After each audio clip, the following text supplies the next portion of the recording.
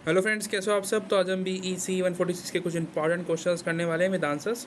इससे पहले की वीडियोस कुछ आ चुकी हैं, तो लिंक मिल जाएगा डिस्क्रिप्शन में प्लेलिस्ट का, आप जाकर देख सकते हैं ऐसी और वीडियोस इसी चैप्टर की। ठीक है, सबसे पहला क्वेश्चन है, भारत में सेवा क्षेत्र को बढ़ावा देने के लिए सरकार द्वारा की गई विभिन्न पहलें। तो पहलों में सबसे पहली जो है वो है डिजिटल इंडिया। ठीक है, ये मतलब आपने सुना होगा प्रोग्राम। इसमें सर्विस सेक्टर्स को बढ़ावा देना, रेलवेज़ को, आईटी को सेक्टर जो है इनको बढ़ावा देने के लिए की गई है। और स्टार्टअप्स इंडिया शुरू किया गया था। ठीक है, उत्पादक को, सेवा क्षेत्र को, इनोवेशंस, टेक्नोलॉजी और जो क्रिएटिविटी है उसको बढ़ावा देने के लिए भारत में। और विदेशी प्रत्यक्ष निवेश नीति में सुधार की गई, जैसे कि बीमा क्षेत्र में। ठीक है, FDI जो होता है हमारा इंडिया में, और विदेशी जो पैसा आता है बाहर से इन्वेस्ट होता है, उसमें सुधार किया गया। 74% तक जो है उसमें जो है सीमा रखी गई।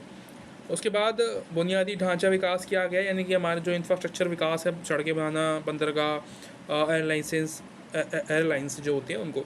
ठीक है, उसके अलावा पर्यटन को बढ़ावा दिया गया। MSME जो है, उद्योग जो होते हैं, माइक्रो, मीडियम, स्मॉल ऐसा करके जो होता है उसको। राष्ट्रीय सेवा नीति जो है भारत की सेवा में जो है वृद्धि करने के लिए, बिजनेस के द्वारा बाजार तक पहुंच करने के लिए।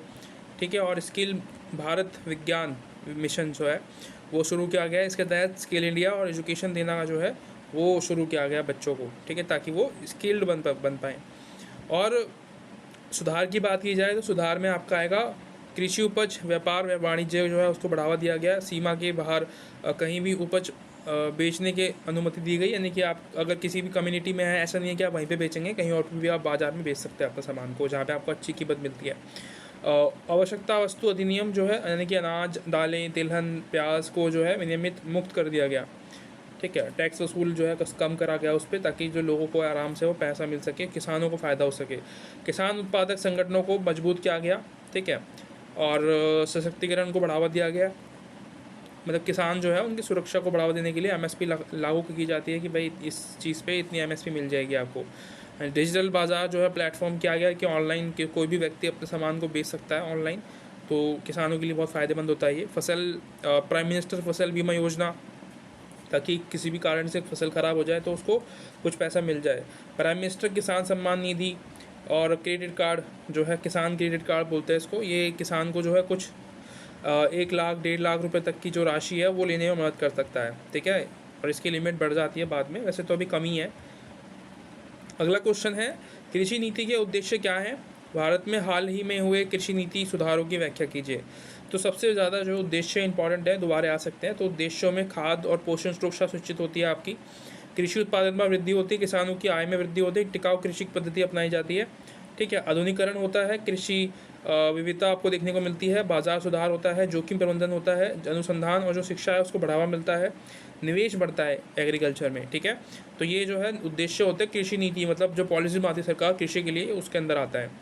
ठीक है, और एक टॉपिक इसका रह गया है कि इसकी जो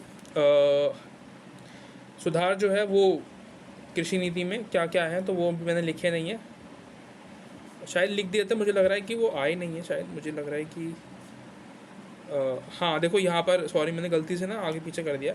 तो ये वाला जो है ना आपका सेकंड क्वेश्चन जो है इसका आंसर है आगे का। ठीक है, सुधार की बात जो हम कर रहे थे कि भाई कृषि उपज में सुधार किया गया है, और मैंने जो बताया था आपको प्राइम मिनिस्टर किसान सम्मान निधि, देखो जल्दी जल्दी में ये होता है क्योंकि एग्जाम अभी भी देखो 1 बजने वाले हैं, और मैं आपको अभी वीडियो अपलोड करूँगा, अपने कितनी देर में अपलोड होगी वीडियो, तो जल्दी जल्दी में आ रहा हूँ, कम टाइम लगे ताकि जल्दी अपलोड हो जाए वीडियो। ठीक है, thank you so much for watching, मिलते हैं वीडियो में, तक बाय बाय, टेक केयर।